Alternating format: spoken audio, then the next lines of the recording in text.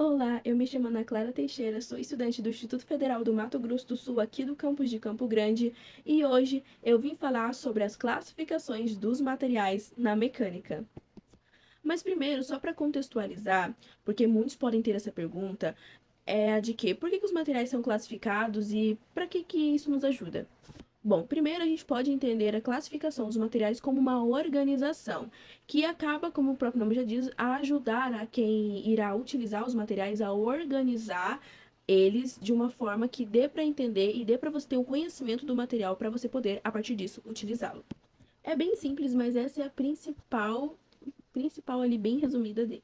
Os materiais eles são classificados em 6 tipos: os compósitos, os metais, os polímeros, os cerâmicos, os semicondutores e os biomateriais.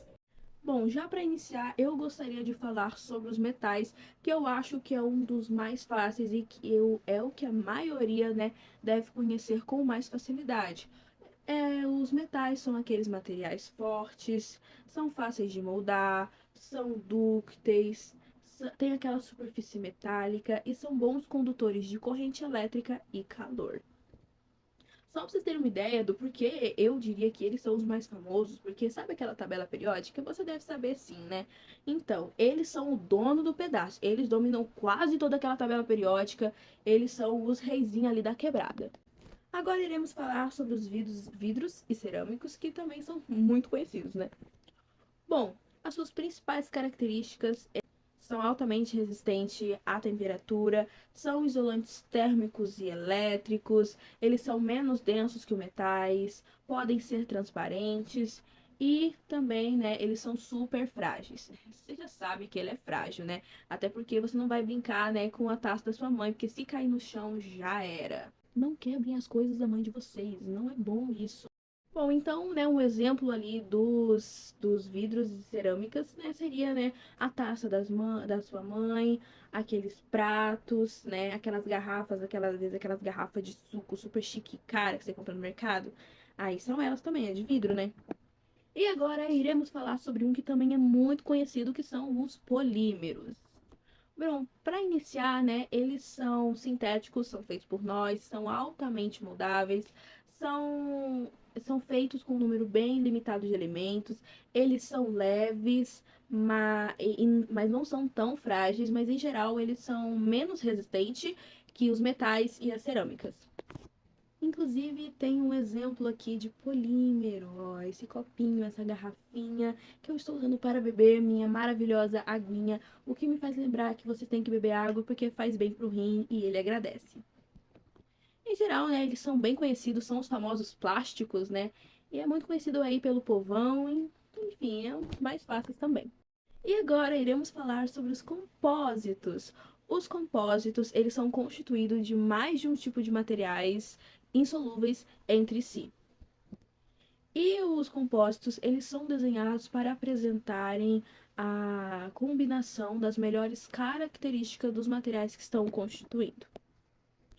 Inclusive, uma característica, né, uma curiosidade sim, bem legal, é que muitos dos materiais desenvolvidos atualmente, né, são compostos por compósitos.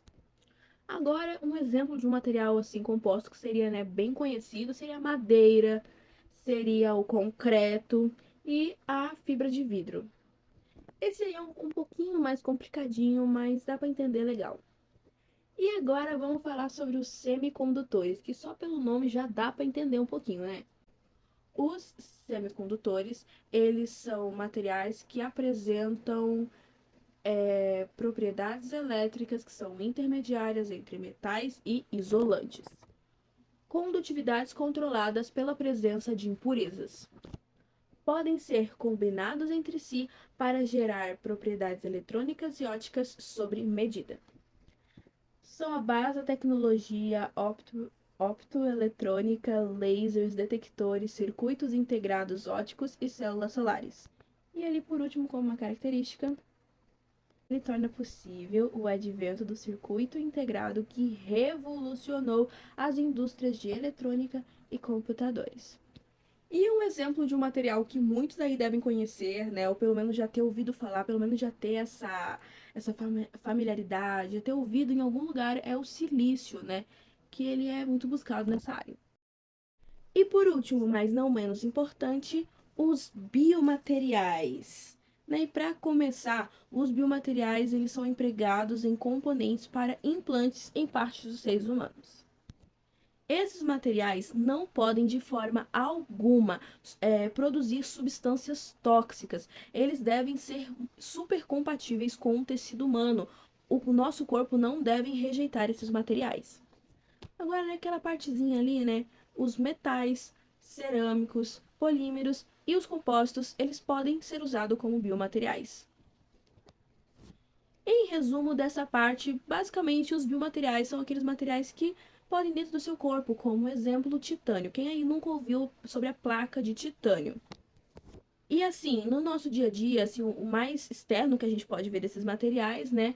A gente pode ver, por exemplo, o aparelho ortodôntico que muitos jovens, muitos adultos, muitas pessoas usam, né? Aqueles aparelhos ortodônticos que eles são um biomaterial, né? Até porque eles não podem, por exemplo, enferrujar, não podem produzir essas substâncias tóxicas e eles devem ser compatíveis, até porque em todo momento ali ele está movimentando, a gente está mexendo nele, então ele é um biomaterial, né? Um exemplo, deve ser forte, não deve produzir nenhuma toxina e tem que ser principalmente compatível com o tecido humano.